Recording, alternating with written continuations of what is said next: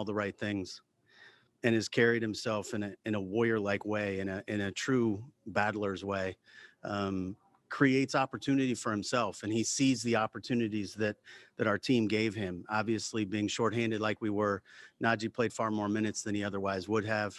And I think what you've seen is we have a definite rotational piece and a young man that is willing to run through fire to win a basketball game, and that's exciting. It's exciting for Najee that he's set himself up in the way he has. Didi Lozada signing previously is another really exciting thing for us as a franchise. It was 2 years in the making, working very closely with the Sydney Kings. Their front office and their coaching staff has been remarkable to work with. And we think the results in Didi's growth and development as a player are staggering, quite frankly. And we're optimistic that he's going to be a focal point of our team and a key rotational piece moving forward. Unfortunately, given the injury situation we have, it might need to be much sooner than later. But again, it's exciting when a player like Didi, who has gone through everything he has and taken the steps he has to ensure his own development, is rewarded in the way he is. So again, part of what you love about what we do. Tonight, unfortunately, we just released something that's very frustrating, and it's not part of what you love about what we do, in the Zion Williamson news, regarding his left hand. Obviously, Zion is left-handed, so it's a fairly significant situation for him. I'm really frustrated because this was avoidable. We told the NBA through every means available to us, through sending in film, through speaking to everybody in the officials department, everybody in basketball operations, that the way they were officiating Zion was going to get him injured. And quite frankly, he's injured now because this just was not done. So again, I'm very disappointed that he's not going to be available here for the foreseeable future anyway. But I'm more disappointed in us, quite frankly, that we weren't able to bring the appropriate sense of urgency to the league conversation around the way he was officiated.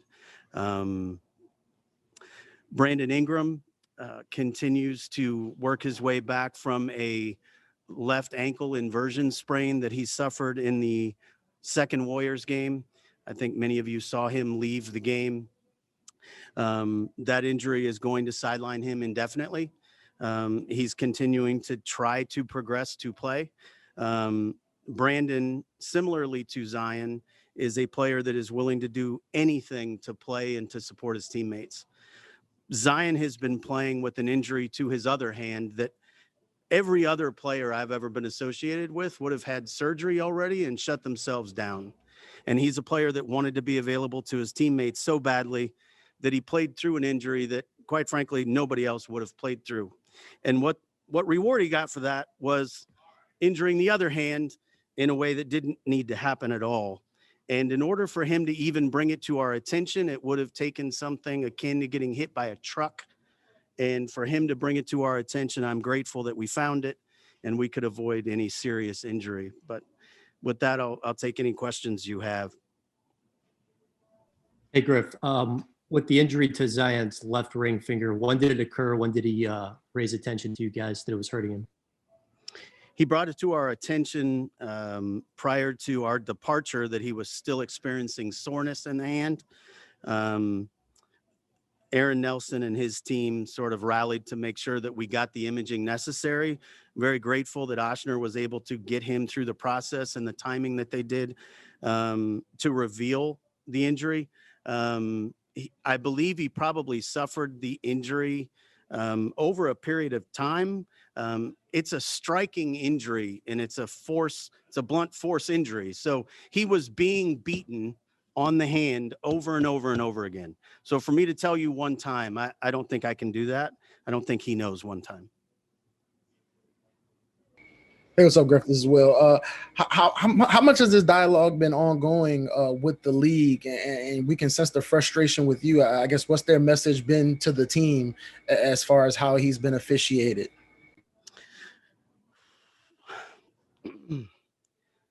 So it's been ongoing throughout the year.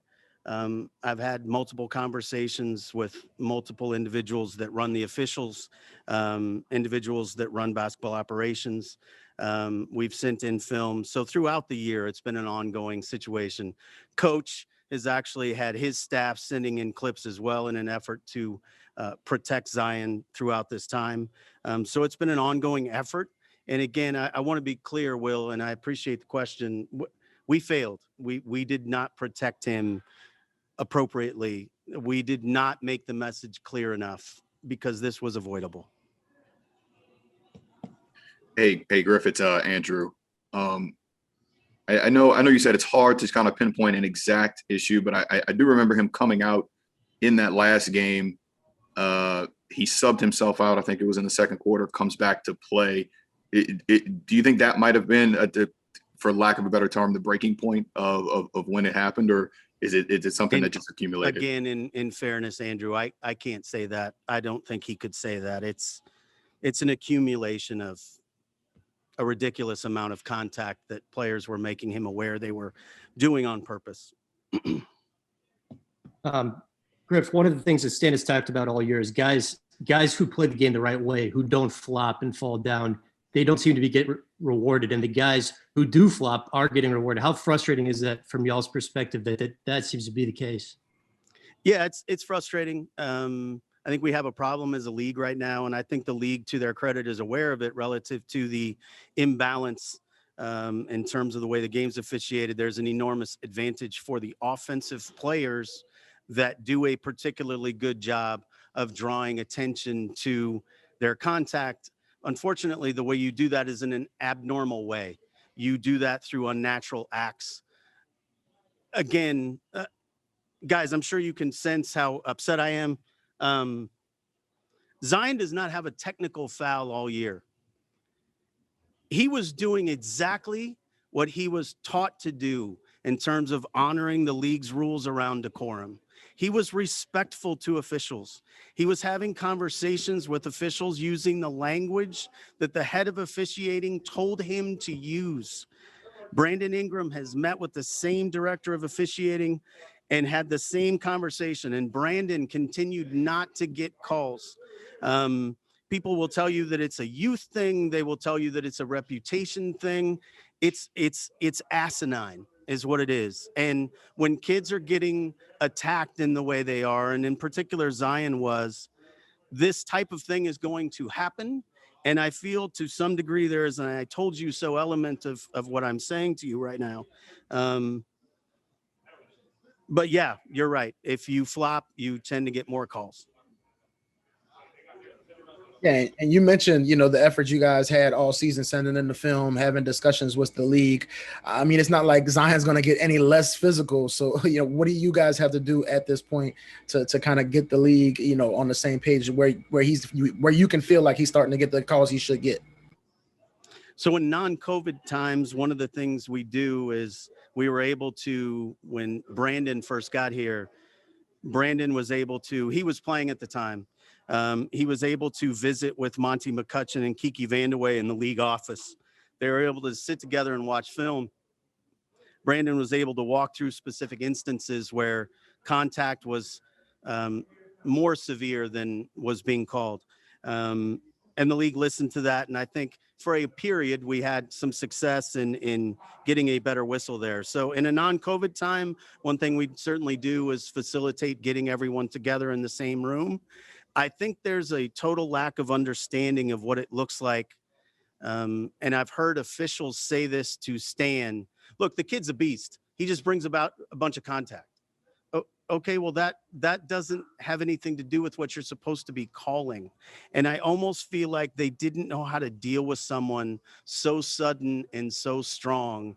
And so they sort of threw their hands up in the air. So I hope this is a signal that that's not what can happen. And we're going to have very real dialogue moving forward where we come to some understanding of what constitutes flagrant contact. And Brandon Ingram's been ejected from games for less contact than Zion gets on a repeated basis in the paint. Griff, was the non-call against Denver a tipping point for you? I don't think it was a tipping point, other than the fact that it was as visible as anything could be, that it was an incorrect call and they knew it.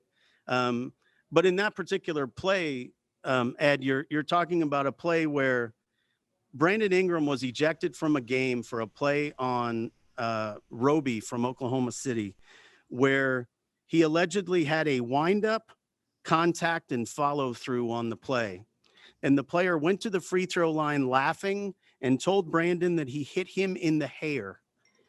And in that particular situation, you had windup, contact, and follow through, and there wasn't even a foul called, let alone a flagrant or an ejection. So I cannot remedy that in any way or make that make sense, Ed. Hey, Griff, two quick ones for me. You mentioned the other hand injury. Does that go back to when he missed a few games? I guess a few weeks ago, about a month ago, with the right thumb.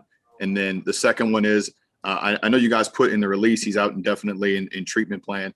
Is surgery an option? Is that something that is still being talked through at this point while you guys try to figure out what's next? I won't get into any of that. We got a lot of work to do before we can have that conversation. You've seen him playing with tape on his hand, on the opposite hand. And the fact that he's able to do it is just really a tribute to his toughness, quite frankly. Hey, David, this is Fletcher Mackel. You talked about how Zion has handled himself. Do you all have discussions with him or internally about maybe handling himself in a different way? I know you said he's handled it as a young player in a respectful way and done things the right way. Does he have to do things differently to make sure that this doesn't continue to happen after something like this? Fletcher, I appreciate the question. We have to do a better job as an organization of speaking to the league in a way that makes them understand the level of urgency.